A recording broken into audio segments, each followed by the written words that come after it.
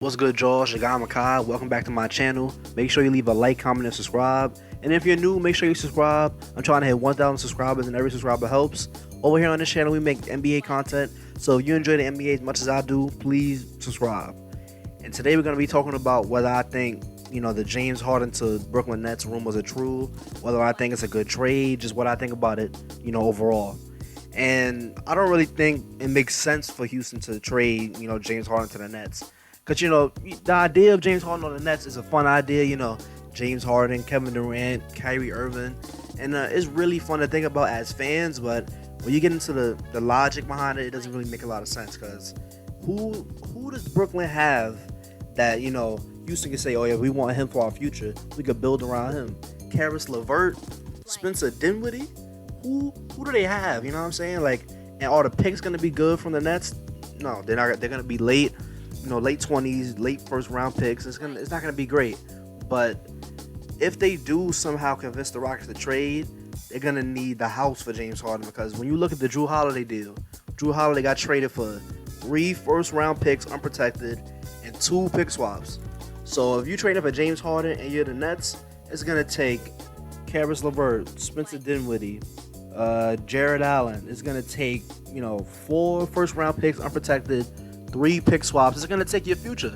And, with the Nets, is it the smartest thing to do? Because you're not guaranteed a championship with James Harden, Kyrie, and Kevin Durant.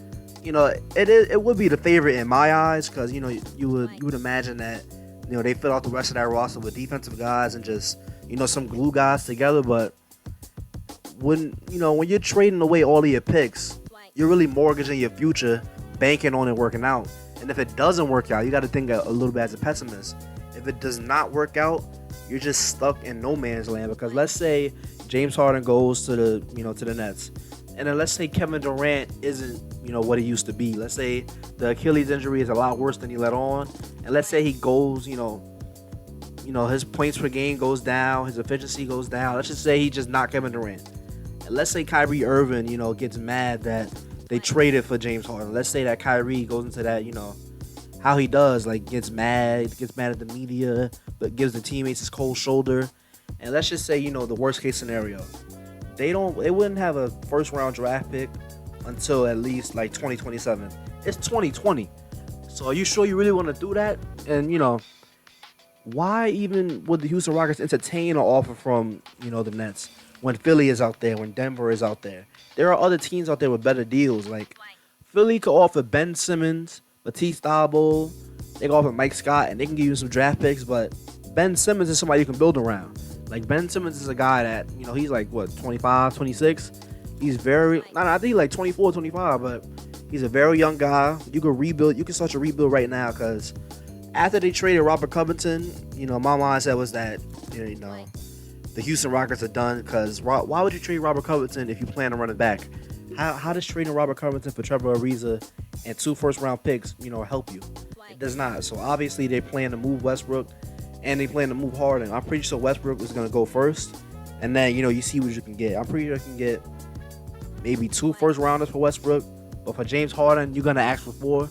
Because when James Harden, he's arguably a top 5 player. If he's not your top 5, I'm not mad at you. But with a guy like that, it's hard to get back the value for, that level of play, that level of scoring, that level of just being elite on the offensive end. And he's not a terrible defender. He's not a great one, but he's not a terrible one. So, Houston could, jumpstart the rebuild. They could get a bunch of draft picks for James Harden and Russell Westbrook. You may not get, the best players back for Westbrook, but you can get some solid players back for James Harden. But once again, I just don't see the incentive for the Rockets to trade with the Nets. They have no reason to, be in a rush. They got James Harden for another 2 or 3 years, I think, and they got Westbrook under contract as well. The Rockets don't have to do anything. They could just, it's reported that, they want to mend the relationship with these guys and, just see if they could repair everything that they're mad at. And I just think James Harden checked out.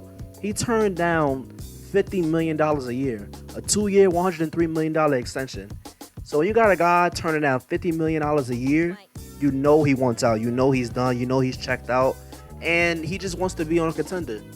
Now, the only way that I see a James Harden Nets trade is if, Rockets ownership, Rockets management, let's say they want to do James Harden a favor because of all he's done for them, all the playoff appearances, all the wins, all the exciting moments and all that.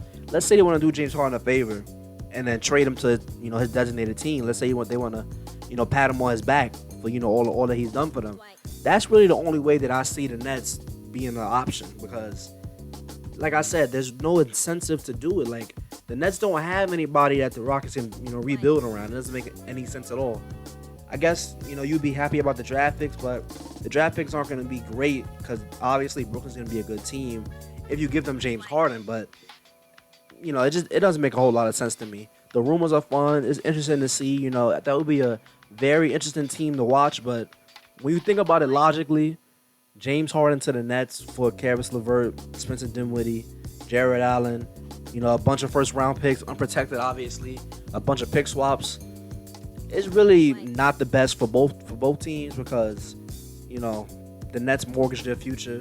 The Rockets don't get back a good centerpiece, and I don't even understand how Nets fans can even, make it a logical argument that Caris LeVert could be the centerpiece of a James Harden trade. Like, what? Like, James Harden is one of the best players in the world, and you think the Rockets are just ready to take Caris LeVert back, build around Caris LeVert, and be in the playoffs. And another problem with the Rockets, if you take that deal from the Nets, let's say they took the deal. When you take that deal, you're not gonna be a playoff team, but you're gonna be like a 9th seed though. You can be like a 9th, 10th seed. So you're not even gonna get the greatest lottery pick. You're not gonna get amazing picks from losing, from tanking. But I digress. James Harden to the Nets, it would be a fun idea. I'm for it. I would love to see how that team would work out. It'd be entertaining basketball, no lie. It's interesting to see how it would work because Kevin Durant can play off ball. Kyrie Irving, I guess he can play off ball a little bit, but you have to see how they would share the ball, like how it would work. Do they take turns isoing like Westbrook and Harden did, or do they, do more of the motion stuff that Golden State did? And it came out that James Harden has always wanted to play in an offense with more off-ball movement.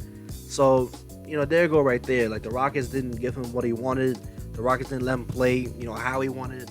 They forced the ISO stuff, and the ISO stuff is cool for the regular season, but when it came playoff time, it never really worked out. The Rockets system never really worked out.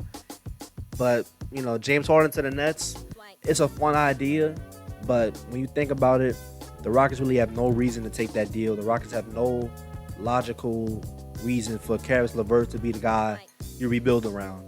That just doesn't make a lot of sense to me, but it will be a fun team to see, I guess.